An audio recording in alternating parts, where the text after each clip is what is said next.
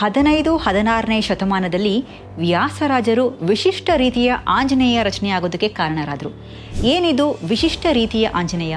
ಹಿಂದೆ ತುಂಗಾಭದ್ರಾ ನದಿ ದಡದಲ್ಲಿ ಕೂತು ವ್ಯಾಸರಾಜರು ಹನುಮಂತನ ಧ್ಯಾನ ಮಾಡ್ತಾ ಇದ್ರು. ಅವರ ಮನಸ್ಸಿನಲ್ಲಿ ಹನುಮನ ಚಿತ್ರಣ ಬಂತು. ಅಲ್ಲೇ ಇದ್ದ ಬಂಡೆ ಮೇಲೆ ಆ ಚಿತ್ರನ ಬರೀಬೇಕು ಅನ್ನೋ ಹಂಬಲದಿಂದ ಅದನ್ನು ಬರೆಯೋದಕ್ಕೆ ಶುರು ಮಾಡ್ತಾರೆ.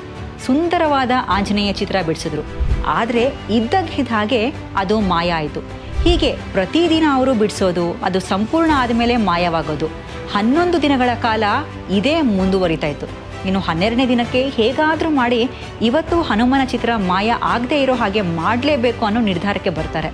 ಇನ್ನು 12ನೇ ದಿನ ಚಿತ್ರ ರಚಿಸಿದ ಕೂಡಲೇ ಅದರ ಸುತ್ತ ಯಂತ್ರವನ್ನು ರಚನೆ ಮಾಡಿದ್ರು. ಆಗ ಚಿತ್ರ ಮಾಯವಾಗದೆ ಶಾಶ್ವತವಾಗಿ ಹಾಗೆ ಉಳಿತು. ಇನ್ನು ಕಾಲ ಕಳೆದಂತೆ ಆ ಜಾಗದಲ್ಲಿ ದೇವಸ್ಥಾನ ಕೂಡ ನಿರ್ಮಾಣ ಆಯಿತು. ಯಂತ್ರೋದ್ಧಾರಕ ಹನುಮ ಅಂತ ಪ್ರಸಿದ್ಧಿ ಆಯಿತು. ಈ ದೇವಾಲಯ ಇರೋದು ಹಂಪಿನಲ್ಲಿ.